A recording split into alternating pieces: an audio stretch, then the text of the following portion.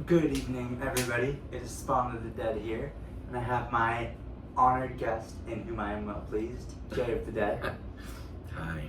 And he is literally the coolest. Why don't you tell them a bit about yourself? Well, I am Spawn of the Dead's dad, Jay of the Dead, host of Jay of the Dead's new horror movies and Horror Movie Weekly. Oh yeah, great podcast. Lots of great content for you to listen to.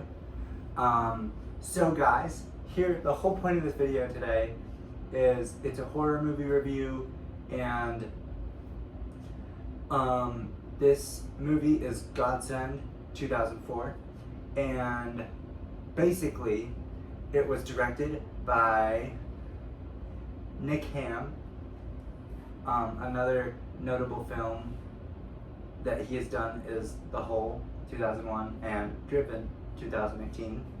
It stars Robert De Niro, of course, Greg Kinnear, Rebecca. I don't know how to say her last name. Ramajan. Sorry for butchering that. And then Cameron Bright. Yes. Its MPAA rating is PG-13. Its runtime is 1 hour and 42 minutes. The essential premise is, after suffering an unimaginable tragedy, a grieving couple. Take it again. Just do an edit here. Okay, yeah. So, after suffering an unimaginable tragedy, oh my goodness, I cannot read. I need to zoom way in like an old guy. Okay. That's what I did. After suffering an unimaginable tragedy, a grieving couple is presented with an extraordinary opportunity by a brilliant but mysterious doctor. What begins as a second chance at happiness slowly transforms into something increasingly unsettling as strange events begin to unfold. Its genre classification, I would say, is psychological horror, supernatural horror, science fiction horror. You could say it's mystery, and who can forget thriller? Yeah, right. So, Jay, at this point, would you like to say anything? Yeah, so I remember seeing Godsend in the theater with your mom. In fact, we saw this in the theater when we were first dating, Spawn's mom and I, and she's not really a horror movie person. And the thing I remember most about seeing this movie is at one point she jumped up in her theater seat and she said, "This is the scariest movie ever." And people around us in the theater were like laughing and giggling because, you know, that wasn't like really her thing. And this is a PG-13 horror movie. Now, because what we're dealing with here, like one thing, because I haven't seen this movie since that theater viewing in 2004, so it's been a long time. But it's got a great cast, you know, with De Niro and Greg Kinnear. And then it grips you immediately because the premise is really cool. Yeah, I mean, basically this couple, they have this son, he just turned 8, and they suffer a tragedy, the loss of their son. And so they get this, and that's not a spoiler, that's just the premise. So they get this opportunity to potentially potentially what? Potentially, like, get him again. Yes. Of course, this is through science fiction horror, and so this is through the wonders of cloning, right? So that's kind of the premise. And so what you have here is a classic science fiction premise where you've got the overreacher, or most people call that the mad scientist, because Robert De Niro's character, Dr. Wells, he's this brilliant geneticist, and he's discovered a way to be able to do this. Yeah. And so that's one thing that's cool, is he kind of he presents this because he's so ambitious that he wants to see if he can make this work.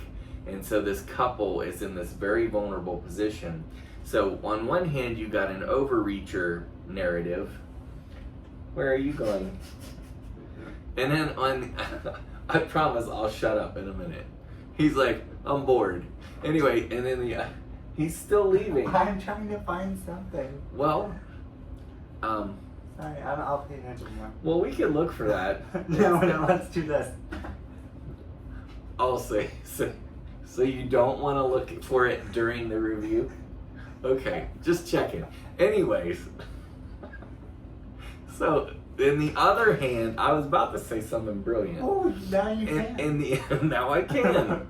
In the other side of that coin was you got these parents who are not accepting the loss of their son, and that is a horror movie premise. If there's a universal law where one cannot accept death, and people are trying to play God or overcome death, where they're not even going to accept it, they're trying to overcome it, then that is a recipe for disaster. So you got overreacher playing God, and you got parents who will not accept death. That is a good recipe. Oh yes, it is. So yes, I very much agree.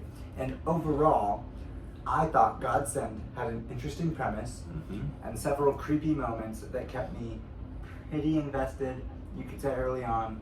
And it felt like the movie was setting up to something unique, and I was excited to see where it would go. Unfortunately, while the atmosphere remained strange and unsettling, which was a common theme because of the I guess the effects and like the music, you could say, they combined to make a pretty unnerving scene. Because the son's name, the first son, his name was Adam, and he died, and then they bring back a clone, and they also call him Adam. Yeah. And there's something about this kid that's weird, and so you got a little bit of an evil kid vibe. Go ahead. I'm sorry to interrupt you. No, of course. Yeah.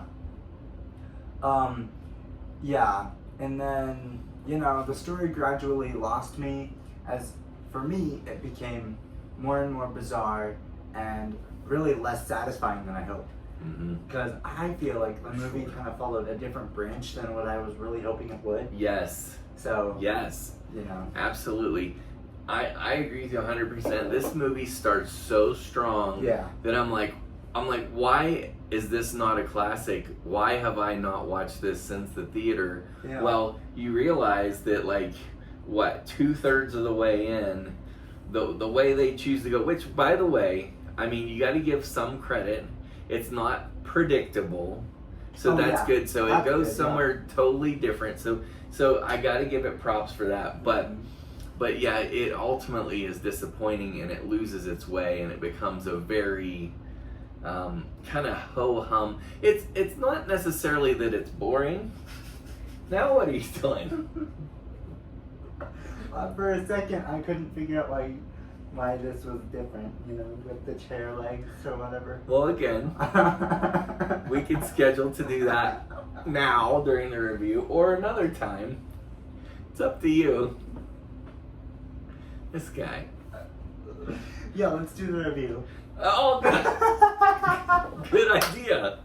Let's do that. Anyways, sorry, I'm obviously boring him. So you go. No, I'm just kidding. Oh, okay. I'm just kidding.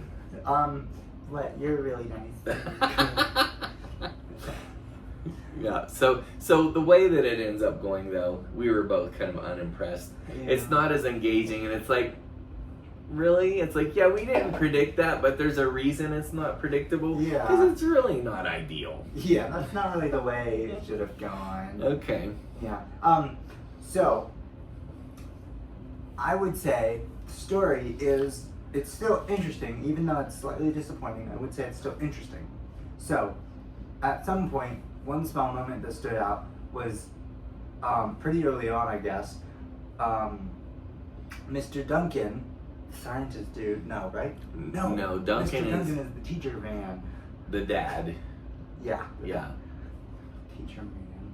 Oh yeah. Well, he runs into an old student, and he even gets held up because of running into him, you could birthday. Yes. And then In the opening scene. Yeah, it added a bit of realism, and it made the world feel like, like actually real, I guess. Yeah. Yeah, I like the opening. Yeah, I mean the first like 1/3 of the film to even first half Yeah, it's great. is rock and roll, as Carl from Movie Podcast Weekly would say. Oh yeah, you should go check out that podcast as well. I didn't mean to do a plug there, but anyways, yes. And then Shameless. Yes. Yeah. Once the family meets a mysterious doctor, the entire premise becomes a bit more compelling. And at that point, I had genuinely thought the movie might become something really special because, how like your hope and dream kind of evolves. Yes, and the doctor is the Robert De Niro character. Yeah. Yes. And once they're at the restaurant and he kind of tells the couple what his plans are, that's when I started being like, okay, this movie is going to be really good. Yeah. That's when I started thinking that, Yeah. And then the scene where the husband hands the wife the phone, it was kind of I thought it was a pivotal moment because it kind of showed how the husband was like, yeah, call the doctor. Yeah, so you're saying, just to give them a little context, initially the husband was pretty resistant and angry to this indecent proposal that they would clone the deceased son and bring him back, Jurassic Park style. Oh yeah. And that's what happened, is he turns into a velociraptor. I'm just kidding. That's not what happens. But yeah, so he ends up like giving in. One final thing I just wanted to throw out here, because I know we can't cover a bunch of what happens because of spoilers. Yeah. But one thing that's really interesting here in present day 2026, there is a phenomenon called Backrooms. Oh my goodness. A film that you love, a film I do not love. Oh gee. But because of this guy right here, he taught me about liminal spaces. And what's really interesting is that in this, way back in 2004, in this Godsend movie, this horror film is using liminal spaces, which tell them what liminal spaces are, in case they don't know, because you taught me. Oh yeah. So, liminal spaces, that's a concept of liminality, and liminality is essentially a word to describe settings and places that feel almost like they shouldn't quite exist, and for reference, something that is more mainstream. It is like, it's related to the concept of the uncanny valley. Yeah. In case you know what that is. But like a hallway. So if you're in a hospital and you're walking down a hospital corridor or an empty hallway or an empty playground, places that there's not a lot of like context for living, they're almost transitional through spaces. Mm-hmm. Anyways, there's something apparently to Gen Z and a lot of people, something unsettling about that. To me, it's just the hallway, but I'm not dissing. Yeah. I'm just saying. But anyway, that they have liminal spaces like featured in this horror movie, which I thought was really fascinating. Yeah. If I could quickly just give a few examples of liminal space, you could say like a completely empty, like no furniture bedroom could be liminal, or like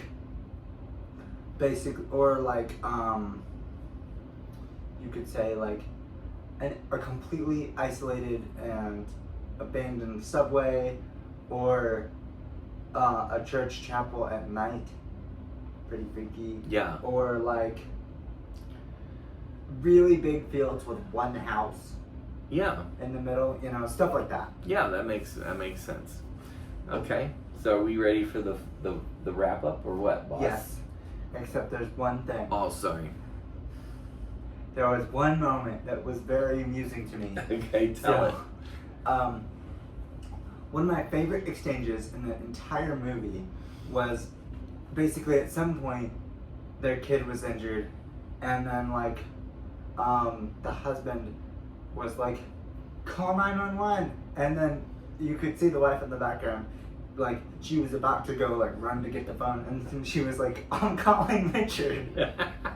which is kind of funny, but also it's very telling because Richard is the Dr. Wells character, which is Robert De Niro, and so he was saying like call 911, call for help, like an authority on help. Yeah. But for her, she went to the overreacher God character.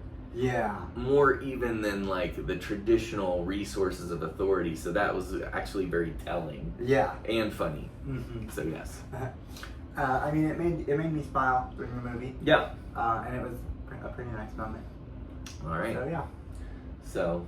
But in contrast, I was so bothered because I'm a total like science nerd guy, and so this movie, like the whole aspect of the science stuff, was so bothersome to me because they kept, since it's science fiction, they were talking about how like cell multiplication somehow Mitosis. Yeah, mitosis. During that process, cells remembered like all the memories of the person, and so that just like was so irritating to me because in real life, that's absolutely not how it goes. Yeah. Because the concept of a memory is an electronic, you could say, signal in neurons in the brain, and that's very different than like cells. If I remember properly from biology class,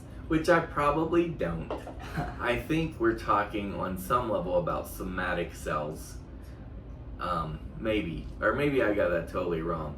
But because we're being careful about spoilers, one very frustrating thing about this is the Dr. Wells overreacher mad scientist character. He is in the tradition of science fiction. He does seem to be rooted in the science, right? Yeah. But interestingly, you know, and he says, "Oh, it's not A. There's no way it can be A."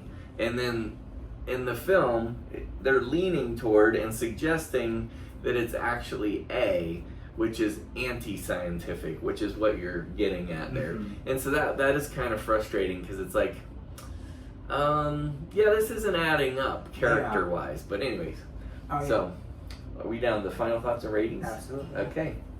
I'm ready. Yeah, me too.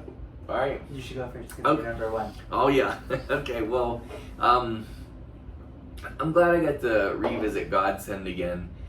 It was a little disappointing, though, to see how much potential this thing has.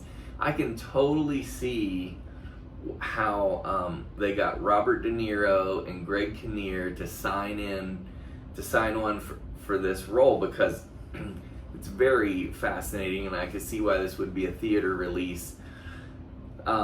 So there's a lot of good stuff up front in this movie. The first half is excellent. It's just they do not stick the landing, and especially the second half and the final act are pretty disappointing for me. So I'm still going to give it a 6 out of 10, and I'm going to call it a low priority rental. The movie's called Godsend from 2004. It rated PG-13, a PG-13 horror movie for Spawn of the Dead. Mm-hmm. What say you, sir? I would like to first, before my rating and recommendation, I would like to add a little bonus note. So, if you're into, and if you want a bonus PG-13 horror movie review, check out my YouTube channel, Spawn of the Dead, for my review on Pulse from 2006. I actually made it today and posted it today with the help of Jay, of course. And that's another PG-13 horror movie. Yep. And then my rating, I would also say 6 out of 10. And that's your rating for Godsend, right? Yes, okay. Thank you for clarifying. Mm-hmm. And then I would say it's a low priority rental. Also, we ended up like rating it the same exact thing. That's so cool. That's pretty cool. Nice. That was not planned. Yeah. We genuinely we have very similar ratings on almost everything. That's right. Yeah. Mm-hmm. Other than Backrooms, but Backrooms was pretty far apart. Yeah. But if the premise sounds interesting, and if you feel like it's worth watching at some point, especially if you enjoy weird psychological horror with science fiction. Sorry, there's something in my eye. Oh, maybe it's your fingers. Thank you. Yeah, evil kid movie. Are you all right? So, Yeah. All right. Well, we're gonna probably go to the eye doctor, right? No, I'm better now. Oh, I was gonna say we could clone your eyeballs and just have them put new eyeballs in. Yeah, that sounds good. Or we could take pig eyeballs and swap out for pig eyeballs. Yeah, I like that better. Because the pig physiology is actually pretty close to ours. They say. They say. I haven't actually looked at the Punnett squares or anything. I know those. Do you? Probably. Personally? I've studied Punnett squares. Yeah. Mm-hmm. Well, Anyway. we're sort of a genetic hereditary experiment in and of ourselves. Yeah. Given that you're I'm basically a clone of Dad. given that you're my son. Yeah. Yeah, fascinating. It's pretty neat. It really works. Yes. Anyway, guys, so this was Godsend from 2004, and of course, a movie with Robert De Niro has to be at least decent. So, pretty cool. Mm-hmm. Anyway, anything else you'd like to add, Jay? No, I'm just ready to go look at what's over there that's so interesting. So, that's what we'll be doing. We're going to be going over there next. Yeah, that's right over there. Anyway, guys, thank you for watching. Go check out Jay the Dead's new horror movies. Go check out my other videos, and see you in the next one. Yay! Bravo. I can't wait. That was cool. I bet you could do some really great stuff with your editing magic on that. Yes.